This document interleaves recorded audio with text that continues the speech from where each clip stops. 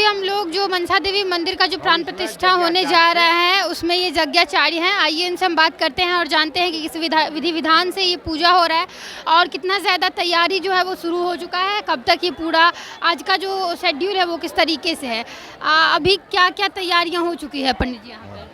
हम लोग यहाँ आज 9 रोज से सतचंडी और श्रीमद् देवी भागवत का आयोजन माने प्रत्येक दिन के हिसाब से जिस दिन का जितना जो कार्य था उन कार्यों को हमारे पंडितों ने दिनानुसार दिन के क्रम के अनुसार उसको निभाया, श्रद्धापूर्वक शास्त्रीय विधि के अनुसार उन सबको पूरा किया। आज 9वां दिन है। आज 9वां भगवान यज्ञ की पूर्णाहुति किए। वो सप्तजिह्वा के माध्यम से हमारे शास्त्र में अग्नि की जो कल्पना की गई है, अग्नि को 3 पैर होते हैं। तो 3 पैर का माने हुआ भूतकाल, भविष्यत काल, वर्तमान काल। माने अग्नि की सत्ता, तेजः की सत्ता अतीत में भी था, वर्तमान में भी है और भविष्य में भी अग्नि की सत्ता रहेगी। इस तरह से 3 पैर वाले अग्निदेव जिनके 7 हाथ हैं और 7 हाथ में 7 तरह के आयुध होते हैं, यज्ञीय आयुध। जैसे श्रुभ होता है, सूची होती है, प्रणीता पात्र होता है, प्रोक्षणी पात्र होता है, स्फीय होता है, समिधा होती है और बरही होता है। इन सब उनके हाथ के आयुध हैं और साथ साथ अग्निदेव को 7 जिह्वा भी है, जिसका प्रतीक के रूप में हम लोगों ने केरे के थंब से उसका सप्तजिह्वा बनाए थे और उसी सप्तजिह्वा के माध्यम से हमारे विद्वानों ने इस सतचंडी महायज्ञ का पूर्णाहुति किया। पूर्णाहुति का मतलब होता है अंतिम आहुति, जिस आहुति के बाद देवताओं की तृप्ति हो जाती है, अग्निदेव तृप्त हो जाते हैं, उसी को पूर्णाहुति कहा जाता है। और पूर्णाहुतिया हवा सर्वान कामान अवापनोति।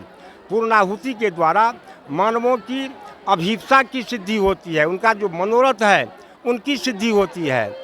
इसी कल्पना को लेकर के, इसी विधि विधान को लेकर के हमारे विद्वानों ने आज तक का 9 दिन का जो यह यज्ञ का कार्यक्रम था उसको संपन्न किया। जो लोग प्राण प्रतिष्ठा जो बोला जाता है, जो भगवती को किया जाता है, जो लोग नहीं समझते प्राण प्रतिष्ठा, उनको ज़रा संक्षिप्त में बता दीजिए कि क्या होता है। प्राण प्रतिष्ठा का माने होता है कि हमारे यहाँ 2 तरह की उपासना है, साकार उपासना और निराकार उपासना। जो निराकार है उसका कुछ आकार ही नहीं है, उसको हम हृदयंगम नहीं कर सकते। इसीलिए हमारे शास्त्रों ने देवी देवताओं की प्रतिमा का विधान किया और प्रतिमा में प्राण प्रतिष्ठा करने के बाद उसको हम लोग सजीव प्रतिमा मानते हैं। उस सजीव प्रतिमा का दर्शन करने से जब हम आंख भी बंद कर लेंगे तो अंतःकरण में उस तरह का जो आकार है उसको हम रख सकते हैं। और ऐसा रखने के बाद हमारे मन में, हमारी आत्मा में एक संस्कार होता है जो हम देवमय हो जाते हैं। कितने विद्वान यहाँ पे कुल आए होंगे, कितने पंडित जी सब आए? यहाँ वहाँ जो स्थापना का जो कार्यक्रम है, उस स्थापना के कार्यक्रम में उड़ीसा से 7 विद्वान आए हैं और यहाँ हमारे यहाँ जो सतचंडी यज्ञ चल रहा है उसमें हम लोग मिथिलांचल के 7 विद्वान हैं और यहाँ जो श्रीमद् देवी भागवत का जो पारायण हो रहा है उसमें बाहर से हमारे मिथिलांचल के ही 2 विद्वान आए हैं। तो 2 विद्वान हैं भागवत में, 19 विद्वान हैं इसमें और 7 विद्वान हैं प्रतिष्ठा में। इन सबों के द्वारा यह जो 9 दिन का कार्यक्रम था, जो बाबा की जगत गुरु भगवान शंकराचार्य की भावना थी और यहाँ का जो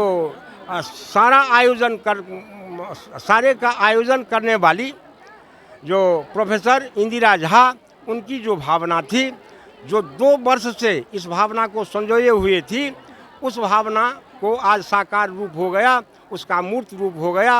अब हम लोग प्रेम से भगवती का दर्शन करेंगे और हृदय में ध्यान करेंगे और यह जो भारतीयता है, भारतीय संस्कृति है, उसका प्रचार प्रसार होगा। यही कामना थी। तो देखिए यहाँ पे हम लोग मौजूद थे और जो आप लोगों ने देखा कि यहाँ पे जो प्राण प्रतिष्ठा की जो विधि विधान है उसके बारे में हम लोगों ने बात किया और प्राण प्रतिष्ठा कैसे किया जाता है, क्या क्या विधि विधानों से यहाँ पे पूजा हो रहा है और कितने विद्वान आए, उन सब के बारे में पंडित जी ने हमें जानकारी दी है। फिलहाल के लिए इतना ही, मिलेंगे किसी और नए वीडियो में, तब तक के लिए आप देखते रहिए फ्रंटलाइन 24। धन्यवाद।